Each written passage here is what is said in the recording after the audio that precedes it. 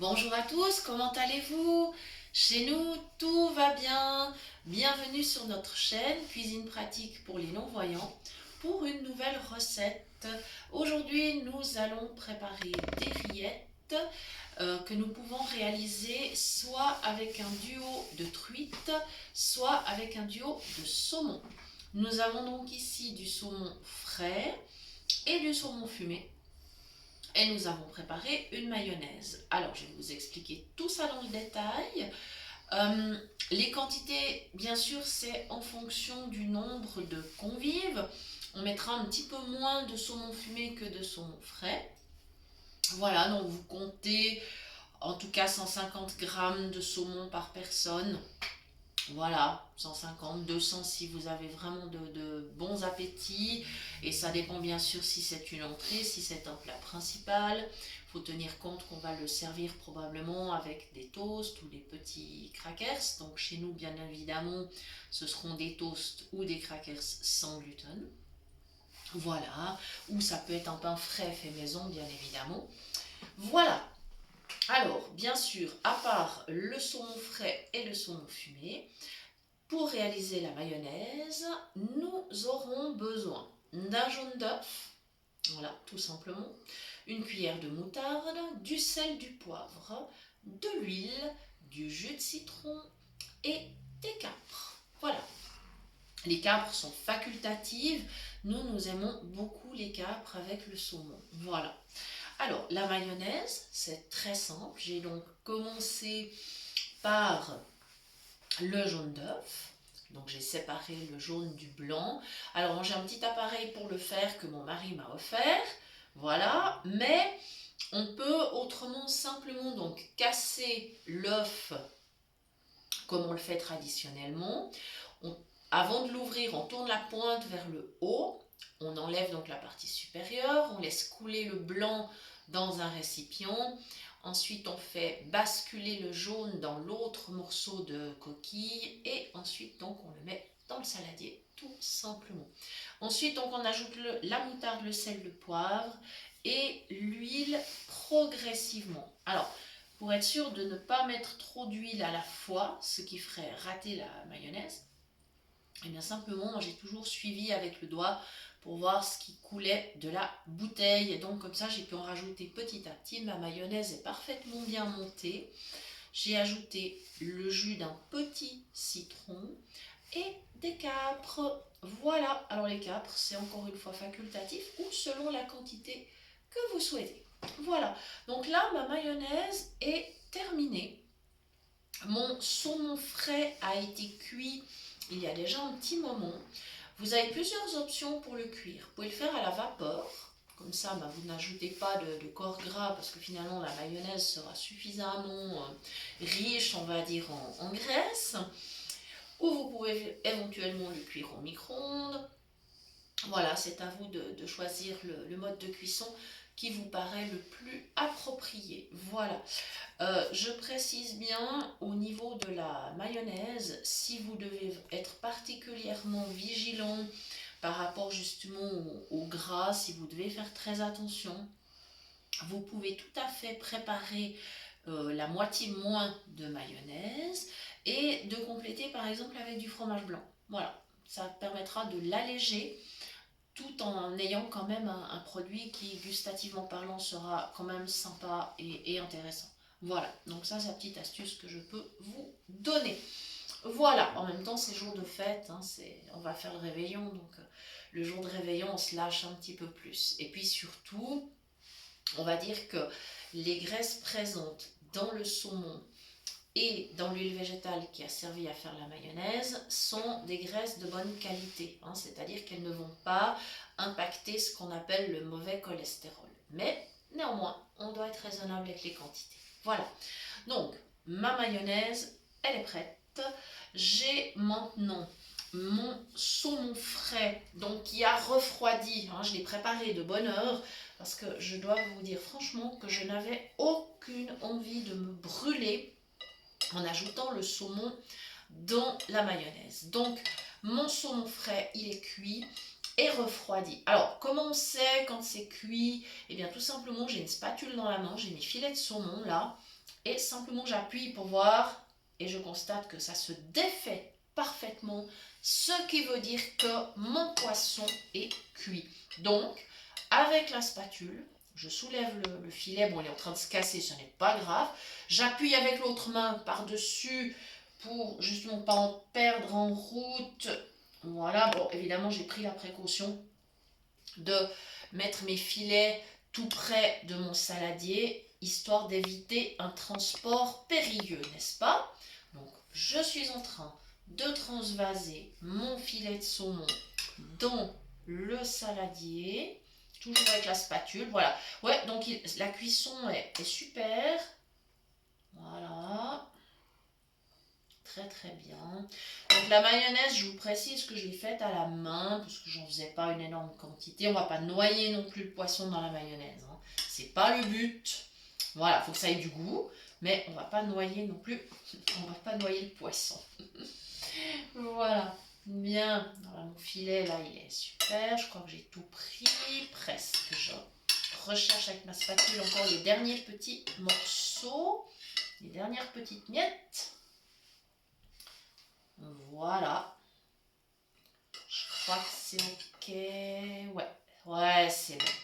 Alors, du coup, la spatule et le plat où j'avais réservé mon saumon partent à la vaisselle.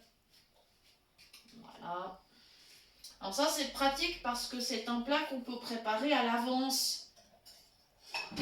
Voilà. Je vais juste... Voilà, désolée, il faut que je lave les mains. Parce que quand on travaille avec justement de la mayonnaise, du poisson, je vous garantis qu'il faut vraiment prendre les précautions de bien se laver les mains, comme je vous dis toujours d'ailleurs. Voilà. Maintenant, je vais commencer avec la fourchette à écraser mes filets de saumon frais, donc dans la mayonnaise. Voilà. Et ça se passe très bien, il se défait sans aucune difficulté. Voilà. En plus, c'est une recette très simple. Et comme ça, ensuite, ma préparation, elle pourra aller au frigo jusqu'au moment du repas. C'est un souci de moins, on peut préparer à l'avance. J'aime toujours bien être bien organisée. Voilà. Comme ceci. Voilà, ça se... Voilà, il faut vraiment le faire à la fourchette, hein. Je vous déconseille là d'utiliser le blender parce que alors si vous le faites, vous n'aurez plus du tout la même texture, vous aurez une mousse. Voilà, vous aurez une mousse. Alors si c'est le résultat que vous l'obtenir, hein, pas de problème. Mais vraiment, faites-le à la main, à la fourchette. Voilà. Puis comme ça, en fait, si on n'a pas de robot, eh ben, on n'est pas en difficulté non plus. J'essaie vraiment toujours de penser aux personnes qui n'ont pas de robot et donc de vous donner les astuces en conséquence. Voilà, je vais déménager un tout petit peu mon saladier. Je vais m'asseoir tranquillement. Maintenant, je vais couper mon saumon fumé. J'ai une petite plaque de saumon fumé et je vais le couper en petits morceaux. Voilà, j'ai mis un sopalin sous la barquette de saumon, histoire que ça ne graisse pas la table, parce que ma table est en bois et les odeurs de poisson, c'est tenace, hein. Donc si jamais vous avez une table en bois, pensez-y, mieux vaut protéger. Voilà, donc avec mon couteau, là, je suis en train de couper le saumon fumé. Donc je commence, je coupe donc du haut vers le bas, c'est-à-dire donc du point le plus éloigné de moi jusque vers moi, et puis chaque fois j'avance on va dire d'1 centimètre vers la gauche. Voilà, j'ai commencé à faire de droite à gauche, vous pouvez faire l'inverse, il n'y a pas de problème. Voilà, simplement moi je suis gauchère, donc automatiquement j'ai plutôt tendance d'aller de droite à gauche. Voilà, ok, donc ça se découpe parfaitement. Voilà, le but c'est qu'on ait vraiment des morceaux, bon pas trop grands, mais qu'on n'ait pas de la bouillie, sinon c'est dommage. Voilà. Et Alors maintenant, je tourne dans l'autre sens et je vais refaire exactement la même chose de façon perpendiculaire, c'est-à-dire ça va faire des croisements. Voilà, tout simplement. Voilà. Voilà, parce que le but, non, c'est pas d'avoir de la bouillie, ça serait dommage. Voilà.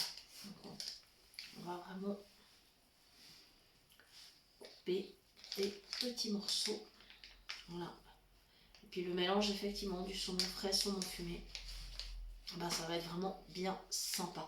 Et ça, c'est une recette. Alors, vous pouvez le réaliser avec de la truite, hein. Il n'y a pas de souci. Truite fraîche, truite fumée, vous pouvez tout à fait. Ou d'autres poissons, si l'envie vous en prend. C'est évidemment possible. Voilà, j'essaie vraiment de couper encore un petit peu. Voilà. Pendant que je découpe, je vais profiter d'adresser des remerciements aux journaux qui nous ont fait de très bons papiers sur la chaîne. Vraiment, merci infiniment aux journalistes qui ont été super sympas avec nous. Donc, on fera de toute façon très prochainement, je pense début 2022, une vidéo pour remercier vraiment toutes les personnes qui relayent ce qu'on fait. Comme ça, on vous les présentera un peu plus en détail, on vous expliquera qui fait quoi. Parce que c'est vrai que quand on fait les vidéos, on les remercie, mais c'est toujours vraiment vite, comme ça, vite fait. Alors on veut prendre une fois le temps vraiment de remercier les gens et de vous présenter bien sûr pour l'année prochaine les projets pour la chaîne, parce qu'il y a des projets. Voilà. Voilà, mon saumon fumé, c'est ok. Il est coupé, donc là, je prends avec les mains et je profite justement de séparer les petits morceaux que j'ai coupés, ce qui va me faciliter la vie après pour bien mélanger mes petites rillettes de saumon. Voilà. Comme ceci. Voilà. Alors bon, moi j'ai choisi de faire une mayonnaise au citron. Ça aurait été tout à fait possible de faire une mayonnaise avec par exemple de l'aneth, hein, qui est une herbe assez particulière mais qui va très très bien avec le saumon. Ou alors ça aurait été possible avec de l'estragon par exemple. Voilà. Ou de la citronnelle. Voilà. Donc il y avait plusieurs possibilités. J'ai choisi l'option citron. J'ai pris un citron jaune. Le citron vert est également une option possible. Il a une acidité particulière, mais qui va très bien avec le poisson aussi. Après, ça dépend vraiment on va dire, du goût qu'on veut obtenir. Voilà. Et j'espère vraiment que vous allez tous passer un bon réveillon, que ce soit à Noël ou à Nouvel An. Voilà. Alors, j'ai presque mis tout mon saumon fumé. Voilà, comme ceci. Voilà, et donc mon emballage. Alors, comme j'ai mon sopalin, ça va bien, je peux m'essuyer les doigts parce qu'ils sont bien gras, je vous garantis. Voilà, donc je vais déjà pouvoir les essuyer. Et je vais transporter la barquette que j'avais jusque vers la poubelle. Et évidemment, un petit coup de lavage de main avant de passer à l'opération suivante. Voilà, vraiment, c'est important. Je vais même savonner un petit peu parce que... Voilà.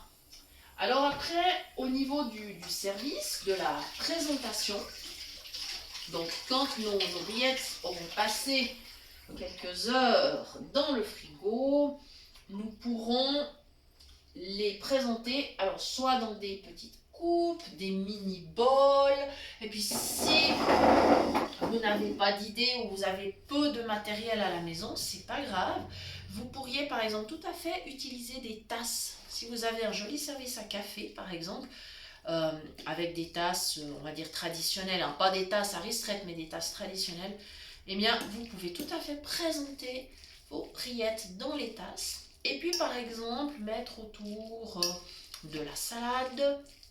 Moi j'ai gardé quelques petites capres parce que comme ça sera joli. On pourra aussi décorer un peu. Vous pouvez mettre des petits quartiers de citron. Voilà, c'est votre imagination qui fera le reste. Voilà, je termine de mélanger et ça partira donc au frigo tout à l'heure. Comme ça, on sera prêt bien à temps pour le repas. Voilà. Je ne sais pas vous comment vous fonctionnez, mais moi j'aime toujours avoir une ou deux choses de prêtes avant que les invités n'arrivent, parce que je n'arrive pas à gérer plusieurs préparations de dernière minute. Voilà. Alors après, je ne sais pas vous comment vous organisez, mais moi j'ai vraiment besoin d'être vraiment organisée à ce niveau-là et de ne pas me mettre du stress au dernier moment. D'ailleurs, c'est ce que j'ai dit à une des journalistes qui est venue nous voir. Dans notre cuisine, il n'y a jamais de coup de feu parce que ça n'est pas possible. Moi, je travaille vraiment tranquillement. Je ne me mets pas de stress en cuisine. Jamais, jamais. Voilà. Comme ceci. Voilà les amis. Eh bien, il me reste à vous souhaiter vraiment un bon réveillon en famille. Voilà, vous souhaitez évidemment le meilleur. Et vous dire bien sûr que vous pouvez toujours nous écrire à l'adresse email de la chaîne cuisinepratique@mail.ch. Nous vous répondrons avec plaisir. Merci de nous avoir suivis et à bientôt pour de nouvelles idées cuisine.